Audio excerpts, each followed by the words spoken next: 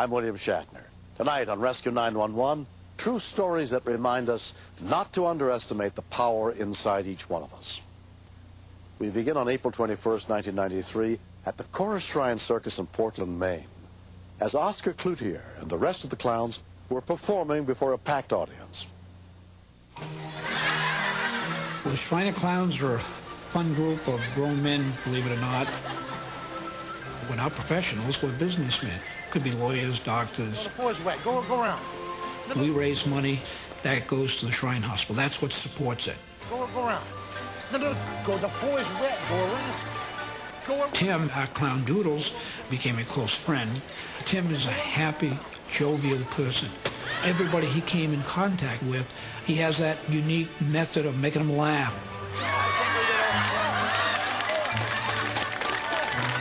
We did a skit. The skit was called Dr. Acupuncture.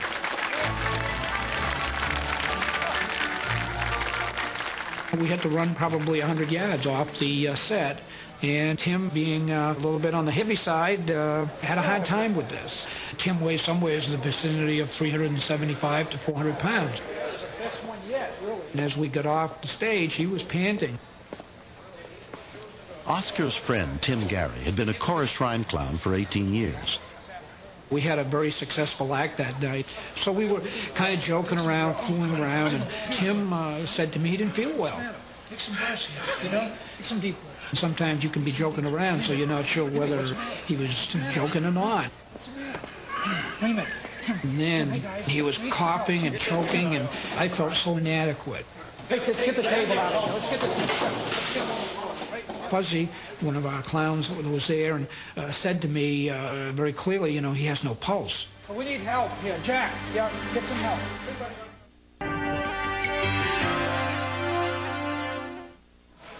Obviously, Timmy was in trouble. There was no breathing. His color wasn't good. His eyes were rolled up. When I first touched him and put my hands on his chest, I knew he was dead. There was nothing there. It was like touching a table. As soon as he heard what had happened, Dale Glidden, another Shriner with CPR training, came over to help. When I first observed him, there was no movement, no breathing, no pulse, and so I was really quite concerned that we may even be too late. 5, 6. When I went into the compressions, I went to the 15-2 rhythm. When I realized that Pat was also trained, I still did not back off from the 15-2 to a 5-1 rhythm that you would use if you had two people performing the CPR. 5, 6. Patricia Bibber, a registered nurse, also happened to be volunteering at the circus that day. Tim was a very large man, and because of that factor, it was difficult. You had to really strain to pull his head back in order to have an adequate airway. 6, 7, 8, 9, 10. That's better. 11, 12. His jaw was locked up and starting to close, and I made a cardinal mistake. I put my thumb in his mouth and tried to open it, and he proceeded to lock down on it, and I almost lost my thumb. Never mind his mouth. Use his nose. Use his nose. There wasn't anything on my mind except Timmy. It was like it's the last thing you can do for this guy, and it's really important that you do just everything you possibly can. 1, 2. It seemed strange to be in a position to be doing CPR on a man who was there so full of life a few moments before, putting smiles on the faces of children, and all of a sudden he's there on the floor. I just knew that I had to work extra hard to make sure that this man came back. Breathe. Come on. Keep breathing, Timmy. Keep breathing. While he was being compressed, I just kept telling him, Timmy, this is Pat. Don't you give up on me. Don't you quit. And I think the very next thing that happened, I felt him come back to life. You got a pulse? Keep breathing, Timmy. Keep breathing. Come on, guy. Come on. He blinked his eyes a couple of times, and I remember somebody telling me I've established a pulse. And then someone again said, no, we've lost it. Within minutes, a City of Portland Advanced Life Support Unit was on the scene, led by Paramedic Lieutenant Dan Brown. Clear the way, please. When we arrived on the scene, we immediately evaluated and confirmed that indeed he was in cardiac arrest. This is a very serious condition.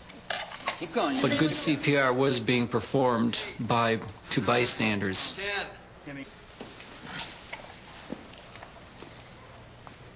Showing ventricular fibrillation. Ready? I'm going to counter shock. Everybody clear, please. Any pulse for that? No pulse. Okay, continue. I was watching the monitor at this point. The monitor didn't seem to react. Nothing seemed to change, which told me then that there's nothing that we can do about this. And you want to chase it out of your mind, but you just can't do it. Tim is dead. With the VCR, please. Members of the Portland Fire Department arrived soon after. They took over CPR, the ventilation, but at that time we still didn't have a pulse. Do you feel a pulse? 3. No, I don't have one yet. 5. I felt really washed out. I stood back and looked around and saw all these long faces, these sad faces. It was heartbreaking to see them with their fake tears, no longer fake, but true tears coming down their faces. Okay. 2, 3, 4. To my surprise, after about a minute or two, one of the firemen said to me, "Dan, I think we have a pulse." Come on, Tim. It looked to me like on the monitor that they were getting a heartbeat, and it was erratic, but it was there. And it was slow, but it was there. Continue ventilations. Let's get the back. It's like winning a ball game, winning the Super Bowl, you know. So all of a sudden now you're saying to yourself, maybe this is going to work. Maybe we're going to get him back. Go down. Get up there. Okay, let's go. Pull it in. Safety. Tim was taken to Mercy Hospital, where tests revealed that he had severe blockage in his coronary arteries. He underwent a triple bypass operation and was hospitalized for a month.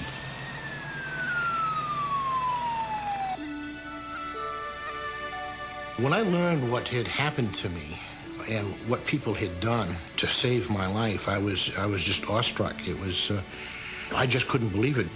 It surprised me that all these people put forth such an effort to keep me alive. It's a new beginning. I think I'm a different person for it.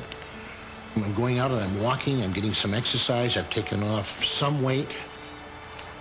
Somebody just saved my life. How do you say thank you to a person like that, or a group of people? You just can't, but just to look them in the eye and let them know that you really sincerely mean thank you. Hi, guys. 6 weeks later, Tim was back entertaining sick and injured children at a local hospital. I think it's a miracle that he's alive today. Tim is a wonderful man, and it's nice to know that he'll be out there making people laugh again, making them smile again, forget their troubles for a moment or two. Now, when are you going to speak to those? Sure, I'm just a regular guy. I just happen to be there at the time. I think it's tremendously important that people know CPR. It's the only chance that the average person has when they go down. It's very, very important. Because if something happens and you can't do anything, can you ever forgive yourself for not knowing? So, Andy, how long have you been in here? I've been in here 5 days. 5 days. Apparently, God or the devil didn't want me to set me back to do something. I'm trying to find out what it is I'm supposed to do. Are you sure? But until I find out, I'm going to enjoy every day. Hopefully, they'll allow me to stay in the clown unit until the day I die. You getting dizzy?